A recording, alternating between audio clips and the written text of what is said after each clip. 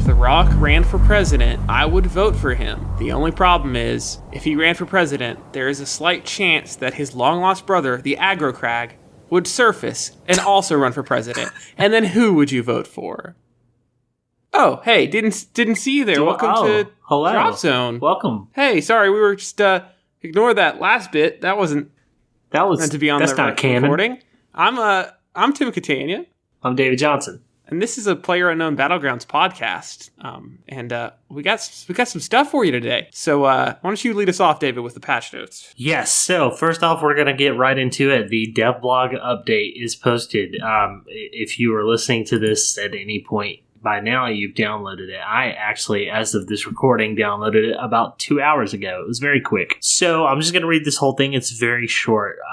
Basically, first couple of fixes here is the server performance. They improve physics engine performance on game servers. That sounds like that's a good thing. They also mitigated an issue with the character stopping moving when a large amount of data is sent. That's definitely a good thing. Yeah, for sure. You don't want to stop if you don't have to. I think I've had that happen a few times now. I've noticed that. Client performance, they improved client performance in the lobby, and they improved care package airplane rendering performance. I'm hoping that the lobby improvement is the load time. Like, maybe you don't have to see that splash screen every single time you load in or something. Sure. It's just unnecessary load time. And mine it felt like it's been longer. I mean, I guess when I quit and join in, it seems to go a little faster, but I don't know. Hopefully that fixes that. And then, what was it? The improved care package airplane rendering performance. Sweet. Because it kind of sucks when you're like, did that drop anything yet? So being able to see far is good. Yeah, that's a good fix. Hopefully, that'll make that easier to spot. Gameplay. They modified the match ends in timer from 5 minutes to 1 minute. As in, I guess they've modified it so instead of saying match ends in 5 minutes, it ends in 1 minute. Yeah, I think that probably was no one really cared at 5 minutes. Right. But 1 minute, it's like, well, I better make a move now. I mean, because 5 minutes, you got time to strategize, and it doesn't matter. Right. At that point, you're too busy thinking about the other player. But at 1 minute, that means someone's got to make a move. Someone's got to get in there and get this done quick. Correct. Or it's a draw, I guess, right? It could be. Well, no, someone dies. Someone dies before the other. Like, yeah. I watched... So it would be very unlikely there'd be a draw, is what you're saying. Yeah, I don't even know if it's possible to have a draw. Huh. We'll come back to that in just a second, actually, because I saw something interesting today. Bug fix. Fixed a bug, or bug fixes. They fixed a bug that caused weapon icons at the bottom of the screen to not be shown when switching weapons after opening the inventory. That sounds like a good fix to me, yeah. Fixed a bug that caused a client crash when changing the character's looks. I think you discovered that. Yeah, so I don't know if it's fixed or not because I haven't tried it yet, but if you clicked on and off the shirt as fast as possible for about a minute, it would just crash the game back to a screen where you had to click a button that said reconnect. And it's kind of my favorite pastime. I was about to say, armed with that knowledge, you would think you wouldn't do that, but no. Tim insists on crashing it. Yeah. So I hope it's not actually gone. I hope that that's a different bug they fixed because otherwise I might try to get a Steam refund after 30 hours of playing this game or 50 or whatever it is. They fixed it. The last one, they fixed a bug that caused free look or the alt look not to work while the character is jumping. That seems helpful. I know that I don't personally put jumping I don't employ the jumping technique enough probably when I'm running around the map, but I watch other streamers that constantly are like just leaping while they run across places, and I'm sure that is a viable strategy. So being able to alt look while you do that is probably pretty important. Yeah. Being able to alt look while you do anything is probably pretty important if we're being honest. Yeah, really. I guess for now. Until they force us all to go first person. Dude, I kind of... more competitive. I was not... that's actually it for the devlog update, and I'm going to roll into the circle thing and first person, actually.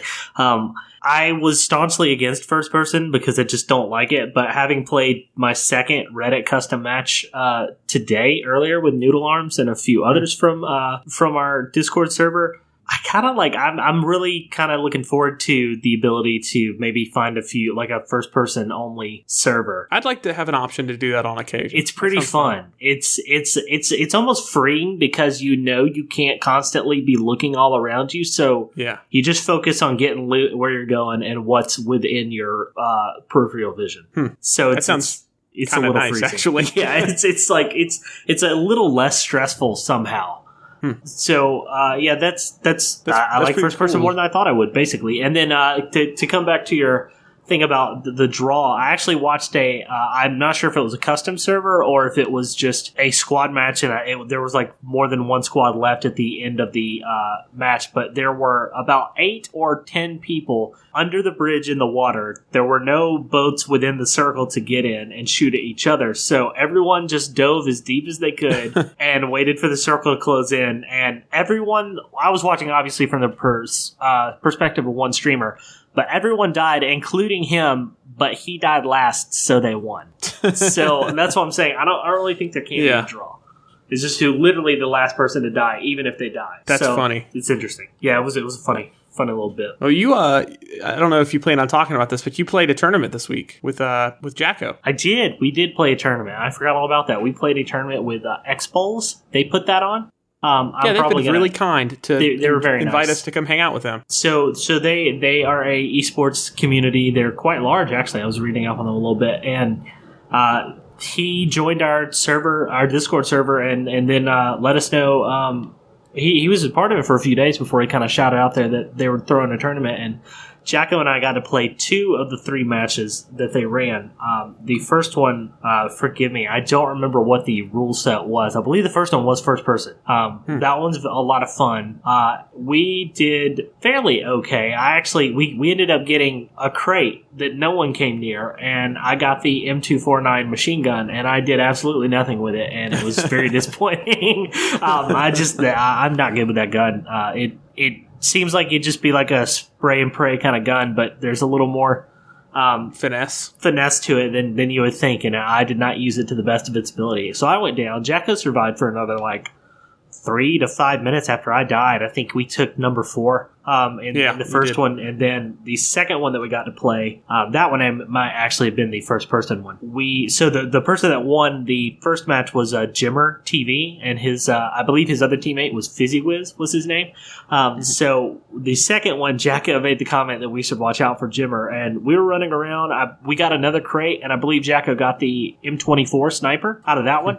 And we were just kind of poking around. I had an AKM, and we were down to about 20 people, and we were sitting on a ridge, and I noticed somebody behind us watching their own back, so they had their back to us. And I called him out to Jacko, and we got in this very good habit of he would take a shot with that M24, and then I would follow it up quickly with a shot from the AKM, and it would either down or kill them. And we got Jimmer, so we ended up coming in fourth in that one, too. He is very good. We watched him for a little while.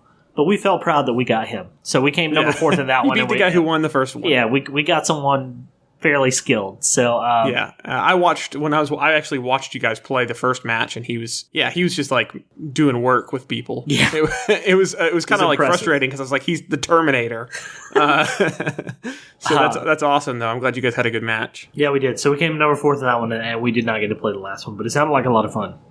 So yeah, that's what's going on this week. I know that we've had a couple of wins. I believe that I've been a part of 1 or 2 squad wins since the last time that we recorded, and we've had a couple of other wins throughout the server. So lots of new people, too many to list. That's right. Show. Actually, you were a part of one of the wins. You were dead already. I think. I finally won, but you won. And then I actually won a second one. So. That's right, you did, and you were alive for that one, right? I shot the last dude, which was great. I deleted the game immediately. I was like, I can't. This is the highest I'll ever be. It was right after the stat wipe too, so I was like, this is the best my stats will ever be. That's right. I can't touch this. If you never play again, you'll always be My kill-death ratio is positive. I can't play anymore. But no, it's good. So we had a really good time this week. We had lots of people in the Discord, so we had lots of channels going. A lot of people playing all at the same time, and it's really good to see. And so if you're new, welcome. We really appreciate you guys coming to hang out with us. Yes. And thanks for being kind, everybody. And it's weird sometimes when you get an online community. Sometimes people can be kind of mean if you're different or new. And everyone has been super kind to each other. So keep it up. We have a good group of dudes. We do appreciate you. And potentially ladies. I don't know. Sorry. Yeah. I don't know. I haven't met any yet, but I'm sure they're out there, and we're glad to have you for real. And hey, I guess is that it for? There's probably more news, but since we got such a packed episode, we're gonna go ahead and go on to the interview, right? Yeah. That's kind of it on the news front. Should be back to a regular format next week because this is the last part of the interview. So here Coming up in the next few seconds is our part 2 interview with Sammie Kang, the lead community manager at Bluehole/PlayerUnknown'sbattlegrounds. So listen up, enjoy. Let's hear the last And bit then of this after interview. that, we'll jump into emails. That's right. So your team, everyone involved with the game really has been very transparent about patching, bug fixes, patch notes, and new features. It's honestly refreshing as a supporter of an early access game. Do you think that this has positive benefits for the game from the community to be so transparent? Do you think that it's a positive impact on the game itself? I definitely believe that it does because, this is not a package game. It's an online, multiplayer game. Right. And there are 100 players playing the game, and the game is different from other types of games. It's not a single player campaign, or it's not like MMORPG, right? Right. So it's more important for us to really listen to the community and enhance and polish the features that need to be, better so that players can enjoy the game more. And by being transparent, people know where we are going and they know what to expect when we release updates, and they'll tell us if it's different from their expectations. And also when we push out updates, and if it meets their expectations, they're happy. If it doesn't, we can iterate. And that's really great because we're still in early access, and a lot of the players understand that we are iterating and we're improving every week, every month. Sure. So by being transparent, it really gives players a voice, and it really helps the community to stay closer as well. So I haven't seen really serious debates where people will just hate each other and attack, take personal attacks. I've seen really healthy debates around different components. And I think we also provided a platform by being transparent and sharing what to expect. So I think there are so many benefits to the community. The only the downside of it is that some players who are not who don't have a lot of free time to read up on what we offer, because we provide a lot of information every day, every week. Right. So there are lots of changes. And then if you stop playing for a few weeks and then come back, maybe it will feel different. The guns will feel different. There are new Sure. a new gun or a new vehicle. So that's the only downside. There could be too much information. But I think it's my job and our community team members' job to make sure that we keep you informed and visualize our roadmap or our direction so that you know more by reading or researching less, which is something we need to improve on. Right. So what do you love most about being part of the PUBG team? Oh, I love everything about this game, this project, and the community. I really love my job. It's my life. Right. It's just, I wouldn't change my job if someone offered me 3 times of the salary that I get right now. 'Cause, even if someone wanted to pay me $1 million for a year, I wouldn't take it because I want to see how this community grows and develops with the game. And the reason I love my job so much is because I'm not a creator myself. I like to create different things community programs or, different activities, or create a plan for mixer, Right, I like the background kind of stuff. Yeah. Right. But, an awesome thing about this job is that I get to support and empower people who are talented creators, which are our developers, our engineers, artists, UI designers, programmers who are passionate at what they do, who are good at their job, and who are dedicated. And I really respect the vision they have for the things they create. And it feels so good to be able to be a supporter. And it's also amazing. It's an amazing feeling when you know that you can support content creators who are actually not just competing with other content creators in the platform they use. Right. They are competing with Netflix. When you watch Twitch or YouTube gaming, you are spending that time to watch people playing Battlegrounds instead of watching House of Cards or, Silicon Valley. They're competing with all like entertainment forms that exist in the world. And, I used to watch Twitch about 10 hours every day last year.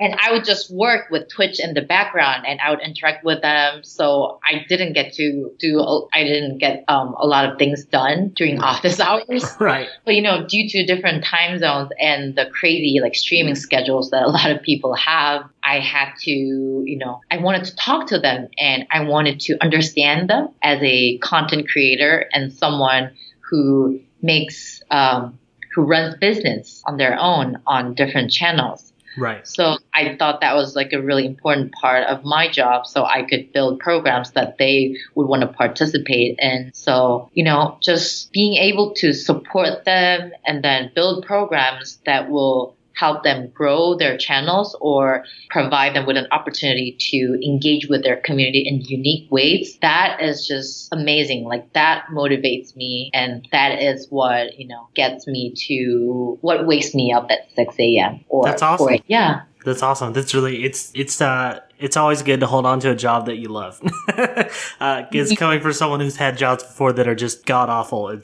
I know the value of a good job. So, on the topic of jobs and being a part of that team, do you have any advice for any listeners who maybe one day want to occupy a role like yours with a development team or something similar? Yeah. I got a lot of proposals, resumes from different part of the world, and they were all like interested in getting a job in our team. And the most common thing I see is that they're all excited about being part of a community management team, and they want to be like the tribe leader.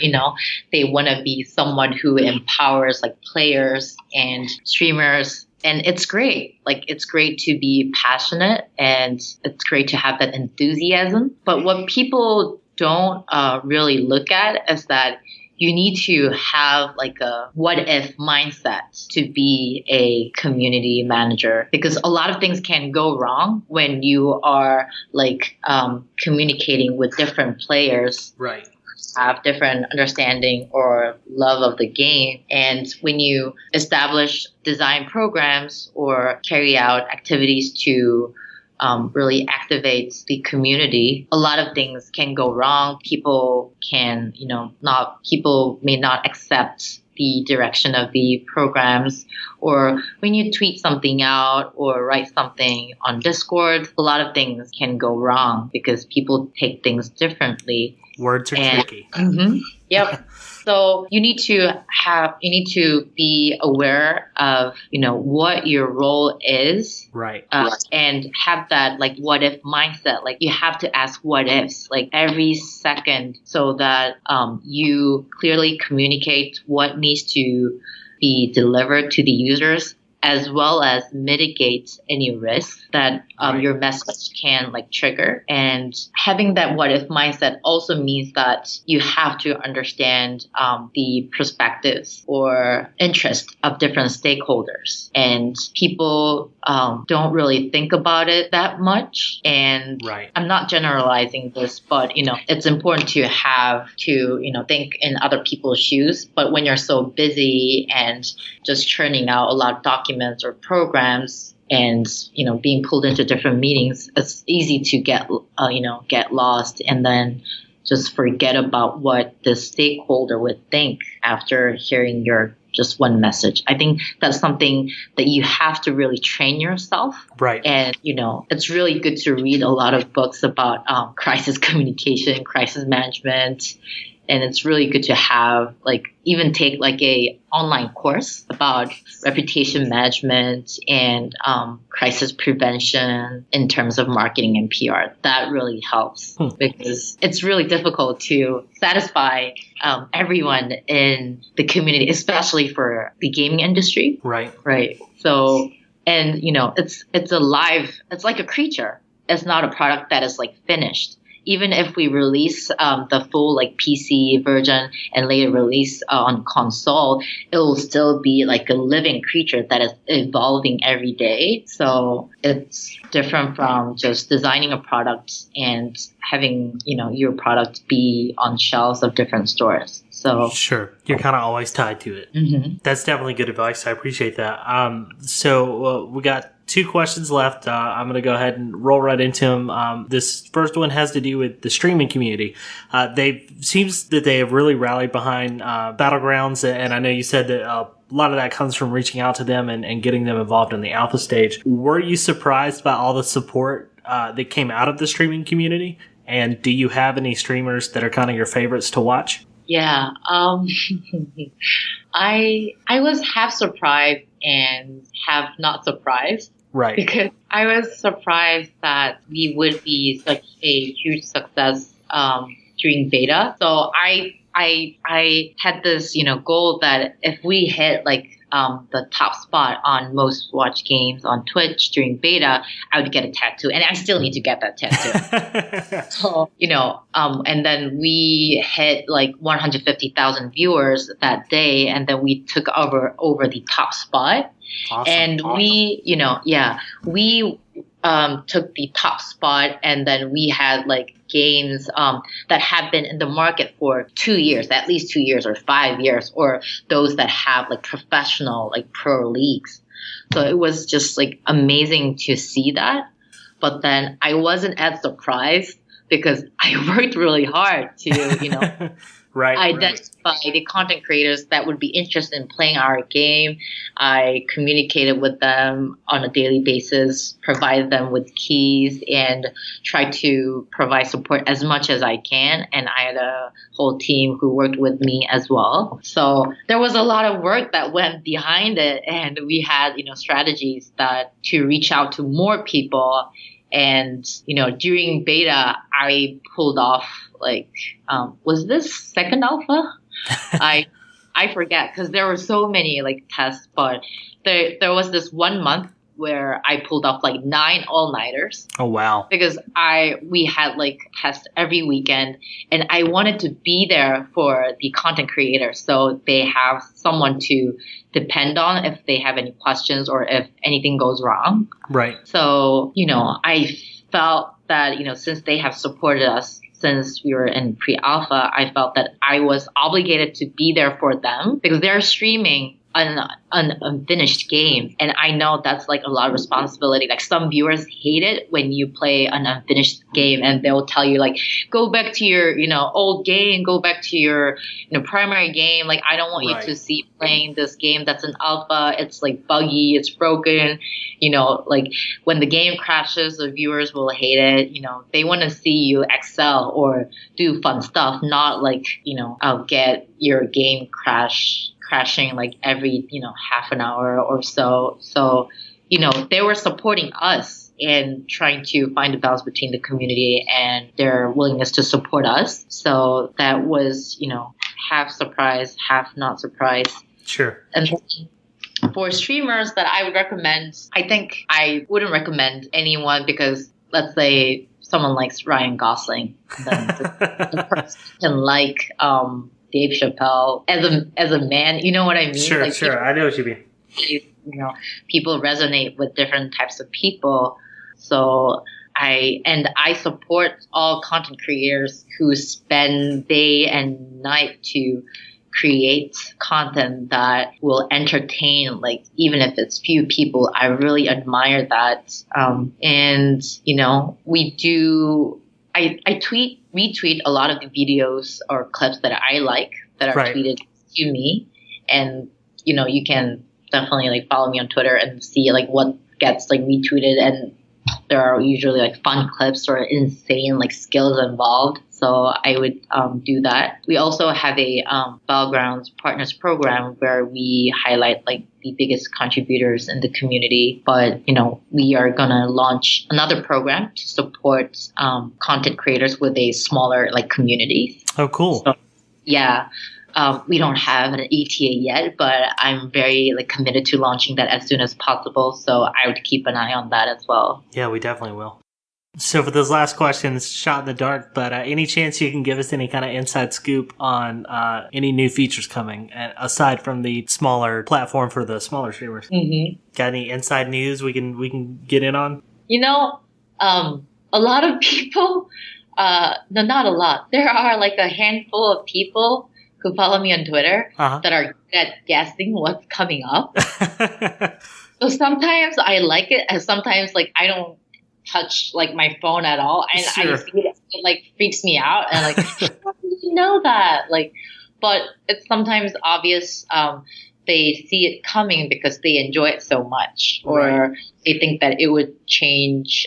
It would bring like positive changes and not affect the core gameplay. So I wouldn't be able to share anything, but sure. I can give you like a clue that we watch a lot of the content that people create using Battlegrounds. And what excites viewers, like excites our devs as well, because we are, we're a viewer as well at home or in our office. And there's always like a handful of people watching Twitch, even during office hours, because we want to monitor feedback and see how people react to the changes. And we want to check out ourselves if people enjoy like the new weapon or new vehicle. So if you enjoy something that is new or that's something you recently discovered, and its majority of the community members say that it is fun, we are listening and monitoring.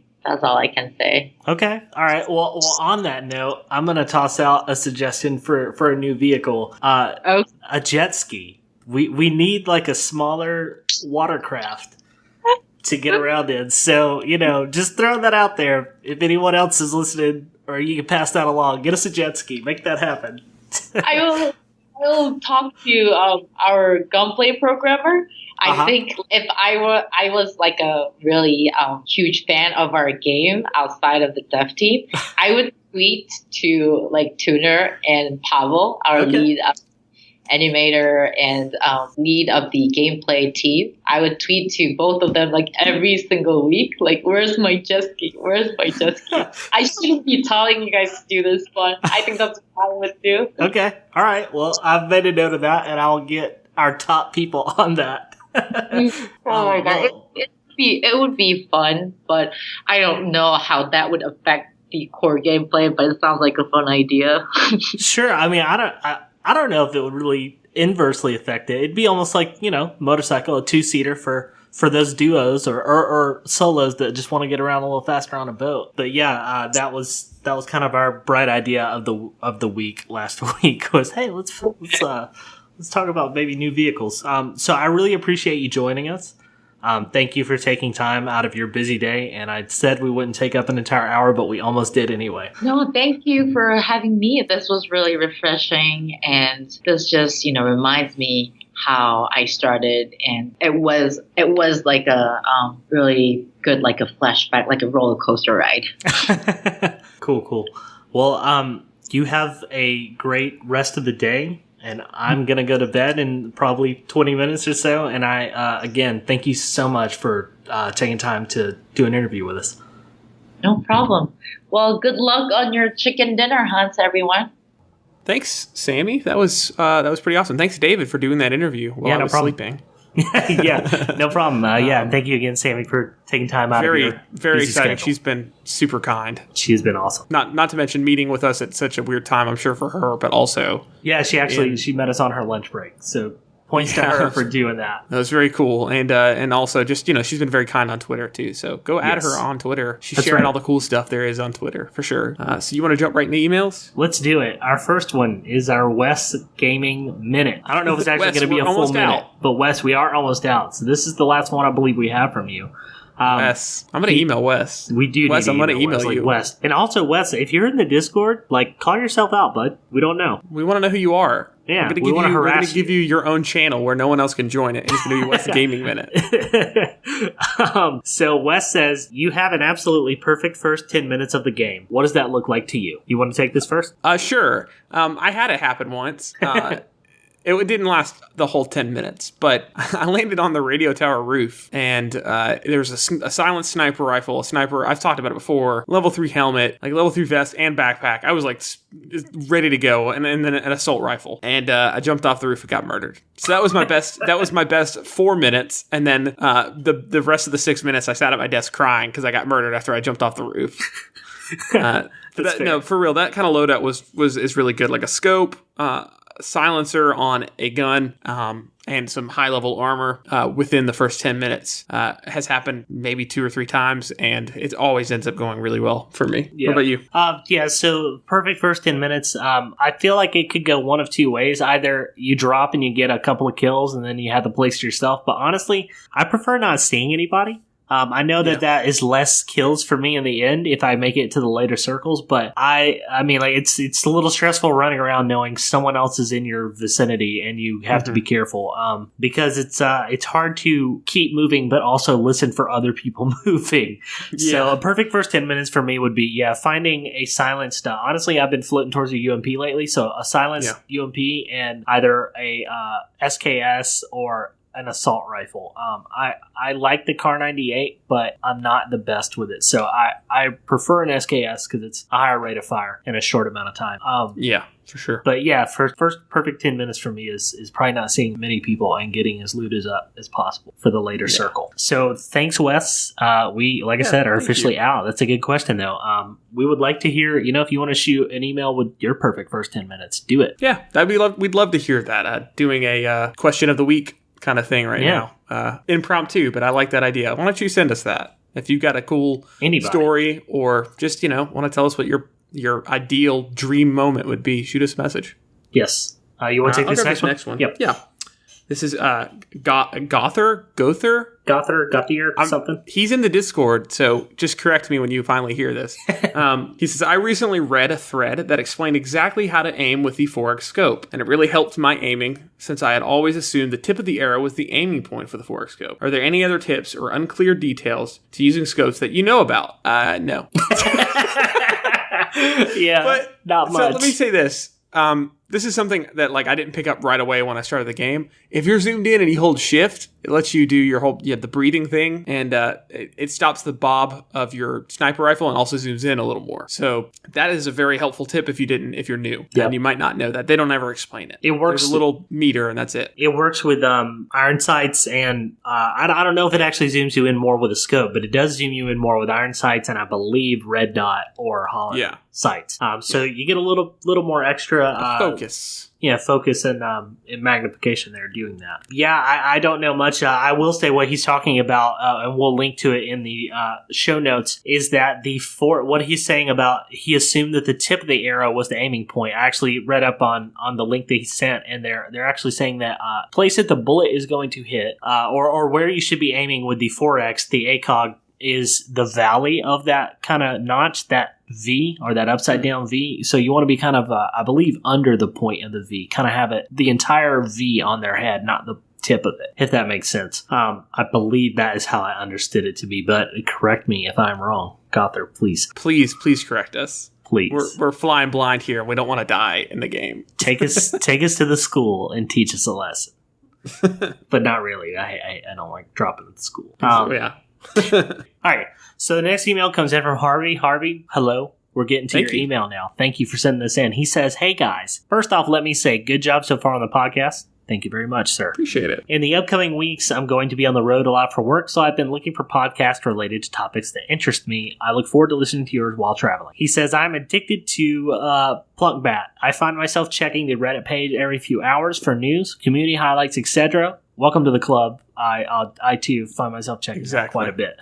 I haven't been this addicted to a game since Counter-Strike Go came out. I have been having a blast the last month playing with friends. What a fun gameplay experience! From the frantic scurrying when landing to try to get the first gun to the tense moments that happen in the top 10. It's all so enjoyable. So, to the meat of his email, he says, with that said, I have some qualms about the recent update. My big concern is the nerf to the shotgun and vector damage. And just to preface, when he says most recent update, this is actually about a week and a half old. So a couple of updates ago. He says, let me preface this by saying that I know this is early access and they are testing the gun balances with these type of updates. Prior to this update, I loved the gun balance element they were going with. It seemed like each person had a preference for which gun they'd choose. However, with this update, I feel like shotguns and SMGs are going to be the guns of yesterday, quote, if they keep nerfing. If they keep messing with the damage of weapons like that, everyone is just going to rock 2 different loadouts, double assault rifle or a sniper rifle and assault rifle.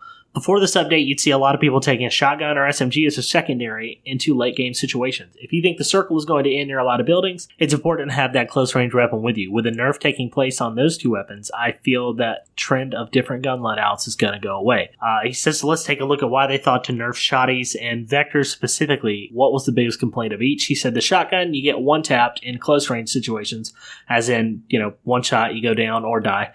And vector is too much damage per round in close situations. He says, I also want to note that the Vector already had a big disadvantage, the magazine size, not clip size. Haha, you guys got yelled at last week. We did get taken to school by someone. But yeah, so the Vector starts with 13 bullets, and I believe the extended mag will up that to 25. So that's what he's talking about there. And so he says, basically, he's just saying he's afraid that the nerf that took place is going to force people into different loadouts. But actually, I don't think that's true. It maybe did right away, but honestly, I still prefer a UMP over a shotgun as my secondary. I do value the shotguns a lot, and I probably don't put enough value on them because I usually drop them the second I get a chance. But I just prefer having something with a high rate of fire. So what I do is I run around with my SMG on full auto, and my assault rifle is usually always single shot. But that's just me. What do you think? Do you think that it's going to be an issue, or have you seen that it's been an issue? I think as I've played the game more, I've been leaning towards having a longer range weapon secondary, mainly because I feel like when I get to the end, I'm laying in a field or something. So I don't think I've ever had the end being a building. So maybe that's why, but I've started going towards having a sniper rifle and having an SMG or an AR, if I can help it, or the SMG and the AR, or 2 ARs. It just depends on the situation. If I don't find, I'll grab a shotgun if I have a choice between an AR and a shotgun. Right. But as soon as I find a sniper rifle, it's going away. And I think that's just my personal preference for getting better at the guns, honestly. Right. Because I didn't know they even nerfed it at all until his email. So I don't know. I haven't noticed much of a difference other than my personal play style has changed some. And I think playing with people who are better than me has helped change how I play the game. Sure. Because playing with the Discord guys and they're higher level, honestly, higher level play. They're very kind, but it's still higher level, has taught me a lot. So for me, I don't know. I don't think it makes a difference to me, but I do see where he's coming from. And I do like the fact that shotguns are kind of a 1-2 punch. They're, you're going to probably get one shot out before I start opening fire. So if you miss, it's over. But if not, it's over for me. It's kind of a good combo there. Yeah, it's a good trade-off. He wrote a lot more, and it gets down into the weeds. We did read it, and I appreciate it. You have a lot of knowledge on the subject, and we appreciate you writing into us for real. Yeah, we really do. And write in again. We'd love to hear from you. We do have one correction from the Discord. I don't know how to say this guy's name. I'm going to say Bakofny5. There you go. Or Bakofnies? Or Bakofny5. He's a nice guy. You can totally just tap the revive button. Thanks, buddy. That's very helpful. Yeah, so last week, I believe it was just Tim and I talking, and there was mention of tapping the revive button, and I said, I thought you had to hold it. And he's like, no, I think you can just tap it. You can totally just tap it. I've just been holding it like an idiot. So, good to know. I actually started using the tap method. Not that it really matters either way. I'm still stuck there for 10 seconds. 10 seconds praying. But yeah. So, hey, that's it for emails. If you want to send us an email, you can email us at mail@dropzonecast.com. And we need your emails. We don't have any more at this point.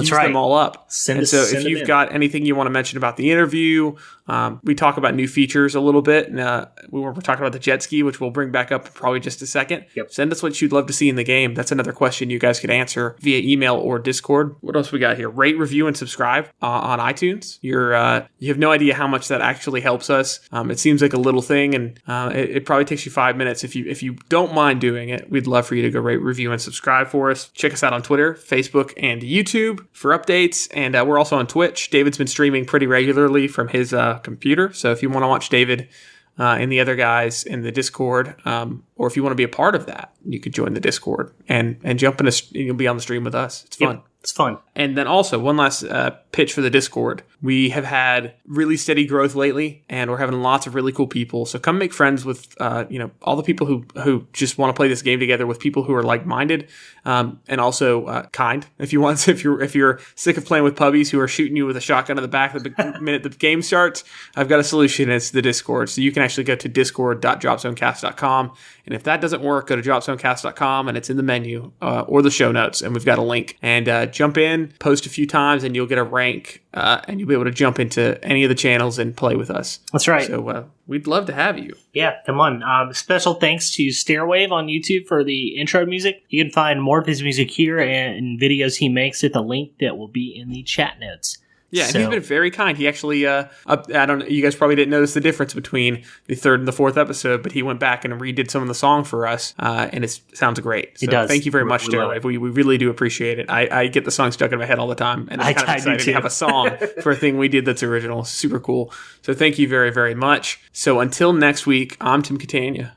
I'm David Johnson. Guys, don't forget to hit TunerDev on Twitter. It's hashtag motorcycle of the sea, hashtag DropZoneCast. Ask for a jet ski. We're gonna get a jet ski. He responded about it. So we have reached TunerDev. Now we just got to keep it on his mind. That's right. So don't be respectful. Be respectful, please. Let's keep it in his brain that we want a jet ski, because that would be awesome.